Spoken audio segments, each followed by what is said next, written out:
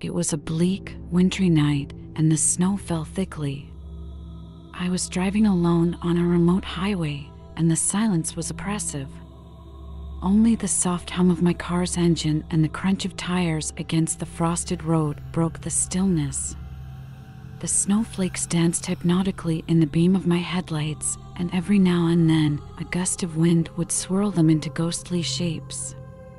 I had been on the road for hours, my destination still far ahead. The landscape was monotonous, and the heavy snow made it hard to see.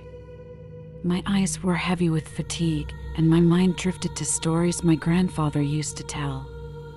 Tales of spirits haunting the woods, and travelers gone missing on nights just like this.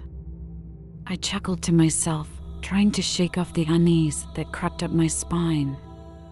I reached for the radio dial, hoping some music might lighten the mood. But as I scanned through the stations, a strange interference crackled through the speakers. Suddenly, the radio went silent, and a faint voice whispered, "Turn back." I froze, my hand still on the dial. I glanced around, half expecting to see someone in the car with me. But there was only darkness beyond the reach of the headlights.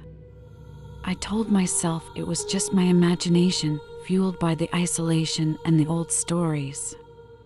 Shaking my head, I focused on the road ahead, my grip tightening on the steering wheel. As I continued, the wind seemed to howl louder, and the snow intensified. The road ahead was barely visible, and I felt a growing sense of dread. The temperature dropped, and the air in the car felt unnaturally cold. I turned up the heater, but it made no difference. That's when I saw it, a dark figure standing in the middle of the road. I slammed on the brakes, the car skidding on the icy road. My heart pounded in my chest as I stared through the windshield. The figure was cloaked in black, its face hidden by a hood. It stood unmoving, just staring at my car. I could barely breathe, my hands shaking on the wheel. Then, as quickly as it appeared, the figure vanished into the swirling snow. I blinked, unsure if what I had seen was real. Panic gripped me, and I pressed the accelerator, eager to leave this place behind. The car lurched forward, the tires struggling for grip. I glanced in the rearview mirror, half expecting to see the figure chasing after me. But there was nothing, only the empty road and the relentless snow. I tried to convince myself that it was just a trick of the light, or perhaps a tree distorted by the wind and the dark. But deep down, I knew it was neither. As the miles stretched on, the forest seemed to close in around me. The trees loomed large, their branches gnarled like the hands of the dead. Every shadow seemed to move, whispering secrets I didn't want to hear. I was on edge, every nerve taut with fear. Then, the car's headlights flickered and went out. I was plunged into darkness, the only sound my own ragged breathing and the wind's mournful cry. I fumbled for the light switch, cursing under my breath. But before I could find it, a pale light washed over the car. It was coming from outside, a soft, eerie glow that seemed to seep through the fabric of the night. I looked out and saw a procession of figures, translucent and shimmering, drifting across the road. They moved silently, their faces twisted in sorrow. They paid no heed to me or my car, lost in a world of their own. My mind raced, trying to make sense of what I was seeing. These couldn't be ghosts, I told myself. There had to be a logical explanation, maybe a reflection of the snow, or some pranksters with lights. But as they passed, the temperature inside the car dropped even further, and I could see my breath fogging in the air. One of the figures turned its head, looking directly at me. Its eyes were hollow, filled with an endless despair that chilled me to the bone. I turned away, my heart pounding so hard it hurt. I tried to start the car, the engine sputtering and whining against the cold. It felt like an eternity before the engine finally turned over. The headlights flickered back to life, and I didn't waste a moment. I drove as fast as I dared, the car bouncing and swerving on the uneven road. The figures were behind me now, but the fear lingered, a cold hand gripping my heart. I didn't look back, couldn't look back. The road ahead was my only concern, my only chance of escape. But as I drove, the snow seemed to whisper my name, voices calling out from the whiteness. They told me things, terrible things, secrets of the dead, and warnings of what lay ahead. The radio crackled back to life, a jumble of voices spilling out in a cacophony of noise. I could barely make out the words, but what I did hear made my blood run cold. "Don't leave us," they said. "Join us." I slammed my hand on the radio, turning it off. Silence fell like a heavy cloak. My breath was ragged, my eyes wide with terror. As the night stretched on, the road seemed to twist and turn in impossible ways. Landmarks appeared and disappeared, the landscape changing with each blink. I was lost, the map on my passenger seat useless in this shifting world. The trees seemed to lean closer, watching me, whispering among themselves. And then, ahead, I saw a light, a beacon in the darkness. I drove toward it, hope flickering in my chest. But as I approached, the light grew too bright, blinding me. I shielded my eyes, squinting through my fingers. The car slowed as I approached the source of the light, and then, all at once, the light went out. I was left in darkness so deep, it felt like being swallowed whole. I stopped the car, not daring to move. The darkness was oppressive, and I could feel something watching me from just beyond the light. My heart raced, and I knew I couldn't stay here. I had to keep moving, had to find my way out of this nightmare. But as I tried to start the car again, a figure appeared in front of the headlights. It was the hooded figure from before, standing just a few feet away. I stared, paralyzed, as the figure approached, the snow swirling around it. It raised a hand, motioning as if to stop me, its fingers gnarled and spectral. I felt the air grow colder, a deep chill seeping into my bones. The figure's head fell back, revealing a face not quite human, its skin pale and stretched tight over sharp cheekbones. Its eyes, dark and endless, seemed to pull at my soul, a deep sorrow emanating from them that was almost palpable. My heart thudded painfully in my chest. I tried to speak, to ask what it wanted, but my voice was a mere whisper against the howling wind. The figure's lips moved, but no sound came out at first. Then, as if the wind itself carried its voice, I heard it, a whisper, ragged and strained, "Do not continue." I swallowed hard, my throat dry. I reached for the door handle, thinking to escape, but my body wouldn't obey. The figure took another step forward, its form flickering like a candle flame in a draft. "You cannot leave," it said, its voice clearer now, resonant with a melancholy that was almost beautiful. "Why?" I managed to croak, my fingers clutching the steering wheel until they hurt. The figure paused, and for a moment it looked as if it were struggling with an immense weight. "This road," it began, its voice a mix of grief and warning, "it keeps us, holds us here in its grip. We cannot leave, and neither will you." I felt a scream build in my throat, but it stuck there, frozen like the air around me. The figure seemed to shimmer, becoming more transparent, as if my fear fed its insubstantiality. "Who are you?" I whispered, desperate to understand. "We are the lost," it replied, "the ones who vanished on nights like this. Our souls trapped in perpetual twilight." It gestured around us, to the forest that seemed alive with hidden watchers. "They will not let us rest, nor will they allow you to pass. The snow picked up, swirling in frenzied patterns around the car. Faces began to form in the flurry, tormented visages that screamed silently as they passed. I watched, horrified, as they pressed close to the glass, their hands leaving smears of frost.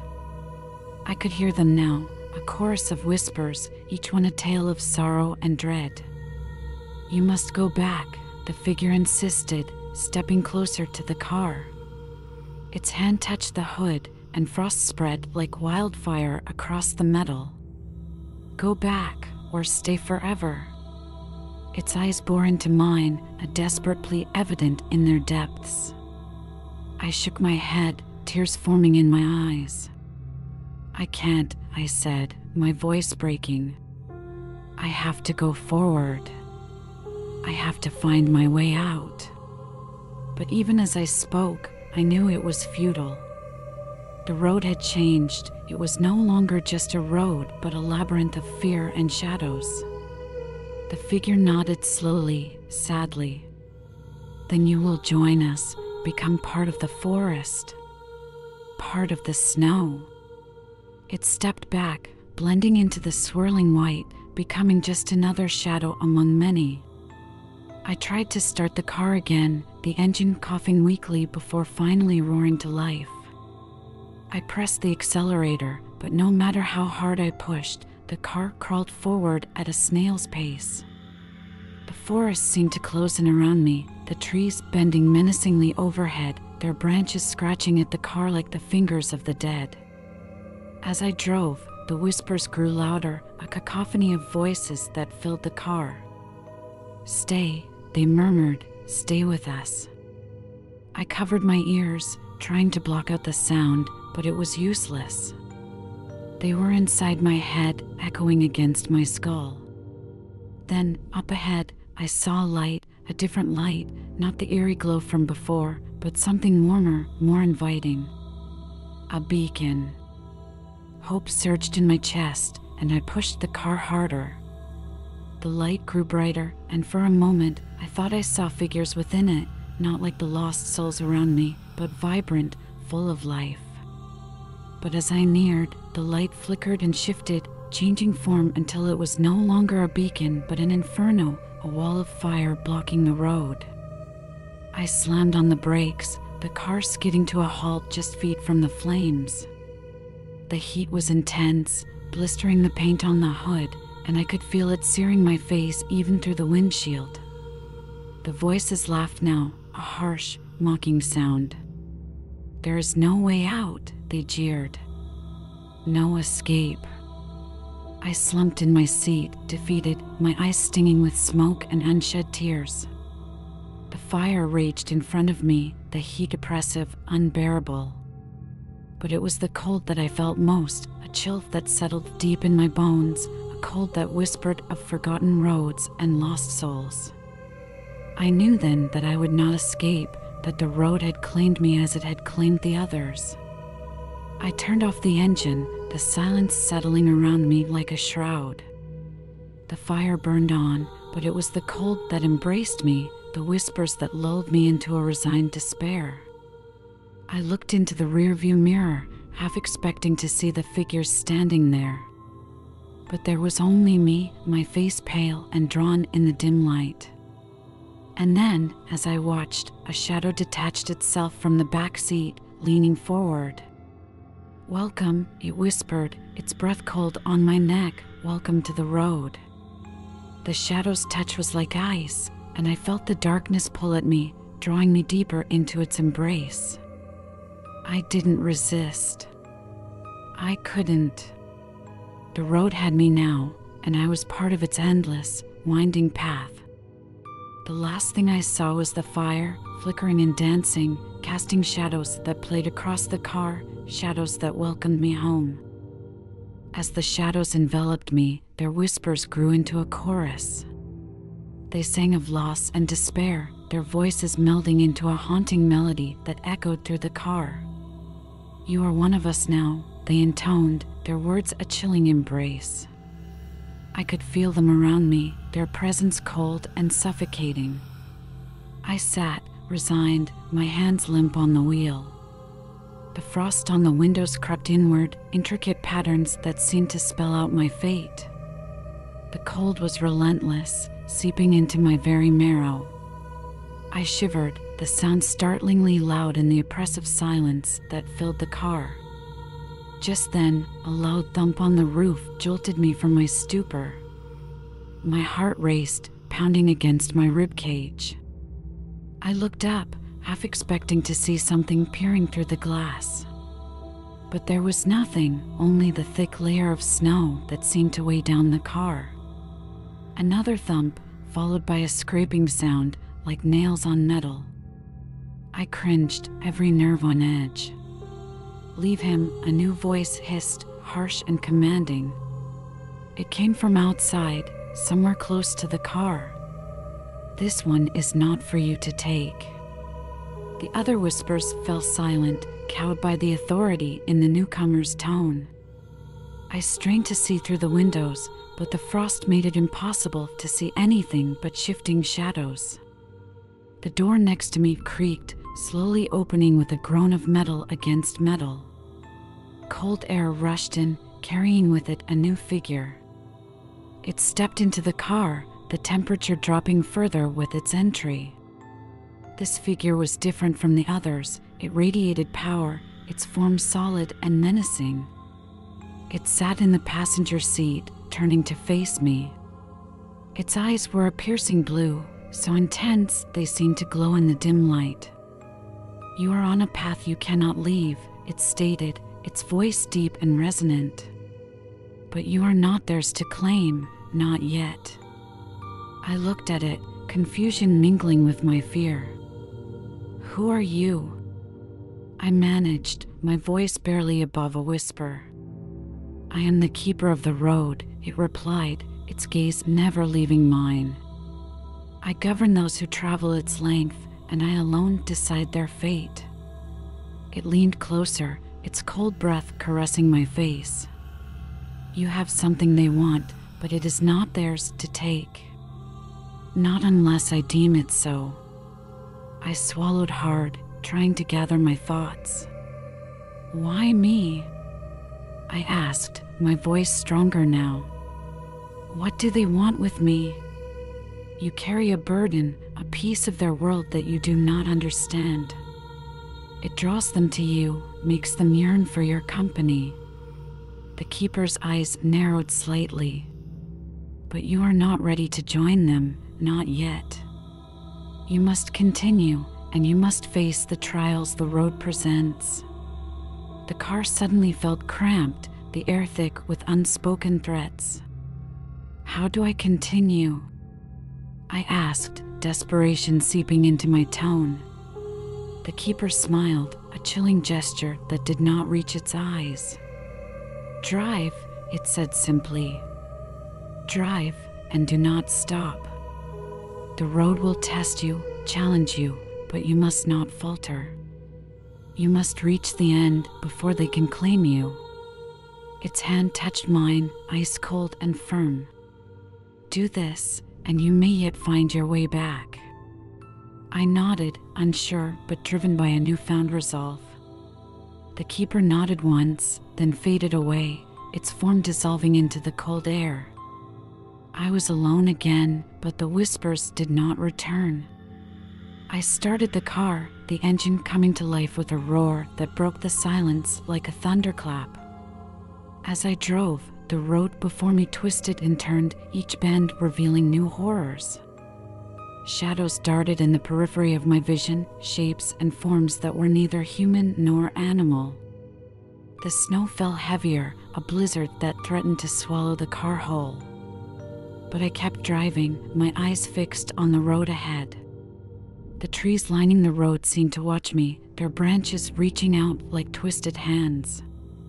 Every so often, a face would appear in the wood, its expression twisted in agony or rage. The wind carried voices, calling my name, begging me to stop, to join them in their eternal wanderings. But I pressed on, the keeper's words echoing in my mind. Hours passed, or maybe it was days.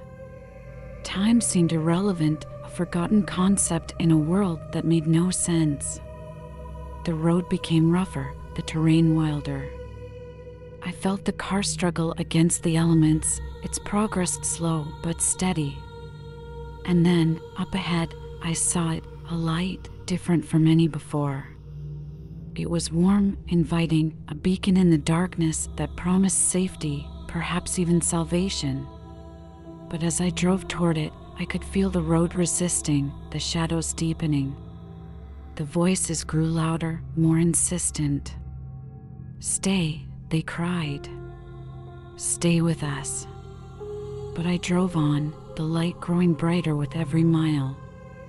I could see figures in the light now, human shapes that beckoned me forward. The road beneath me buckled and heaved, as if trying to throw me from its back. But I held firm, my hands white-knuckled on the wheel.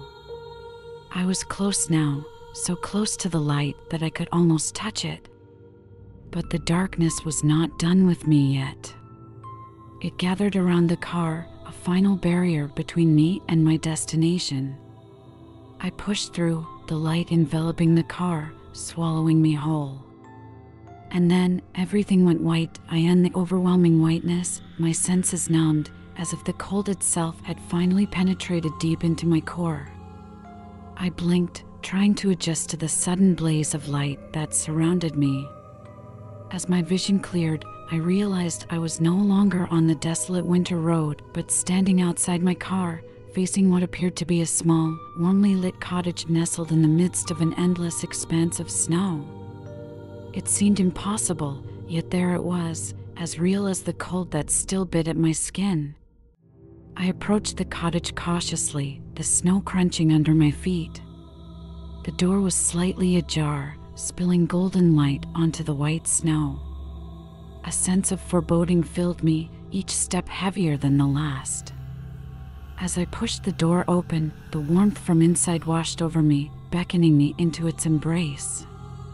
Inside, the cottage was quaint, with a roaring fire in the hearth and the walls lined with books. It felt lived in, comfortable, and oddly familiar. A sense of déjà vu overwhelmed me as I looked around. Photographs hung on the walls, and as I drew closer, my breath caught in my throat. The faces staring back at me were my own, alongside others I vaguely recognized. My family, friends, people I hadn't seen in years. How were they here? Confused, a voice asked from behind me. I spun around to find an elderly woman, her eyes kind but sharp, watching me intently. She was dressed in a simple gown, her silver hair tied back neatly. "You've been on quite the journey, haven't you?" she said, her voice soft yet carrying an underlying strength. "Where am I?" I asked, my voice trembling. "What is this place?" "This," she began, gesturing around the cozy room, "is where the road ends. You've been driving a path not meant for most, a road that tests the spirit and resolves of those who find themselves upon it." "But why me?" I demanded, desperation creeping into my voice. Why did I have to endure all of that? The woman moved closer, her gaze never leaving mine. "You carried a burden unknown to you, a piece of the shadow that had latched onto your soul. The road, the trials, it was all to prepare you, to make you strong enough to face what you must here." "And what must I face?" I asked, barely able to keep my voice steady. "Acceptance," she replied simply. She pointed to a chair by the fire. "Sit and let us talk." As we sat, she explained that the road I traveled was a manifestation of my own internal struggles, my fears, and unresolved guilt. Each specter, each whisper and shadow was a part of me, aspects I'd ignored or suppressed. The cottage, warm and inviting, represented what I could find if I accepted these parts of myself, integrating them into my being rather than fleeing from them. "You see," she continued, "many travel the road, but few reach the end. It's not about escaping the darkness, but embracing it, understanding it. I listened, my heart heavy with the revelations. I looked at the photographs again, each face now clear. They were reminders of everything I'd run from, the life I'd left behind in my relentless pursuit of something I couldn't even name. The woman watched me, her eyes reflecting the firelight. You can stay here, find peace. Or you can return, take what you've learned, and rebuild the life you fled. The choice seemed monumental, almost too much to bear. But as I sat there, the warmth of the fire seeping into my bones, I felt a clarity I hadn't known in years. I stood, facing the woman. I want to go back, I declared, my voice stronger than it had been in a long time. I need to face my life, not run from it. She nodded, a smile touching her lips. I thought you might say that. She stood and walked me to the door. Remember, she said as she opened it, revealing the road I had traveled, now peaceful and bathed in the soft light of dawn. The road is always there, should you need to find yourself again. I stepped out into the dawn, the cold no longer biting but refreshing. As I walked back to my car, I looked back once. The cottage was gone, as if it had never been there. But the peace it offered, the acceptance, remained. Driving away, the road clear and the sky brightening, I felt a weight lift from my shoulders. I had faced my shadows, my fears, and I was ready to face whatever life held next. The road behind me faded into the distance, a chapter closed, its lessons woven deeply into the fabric of my soul.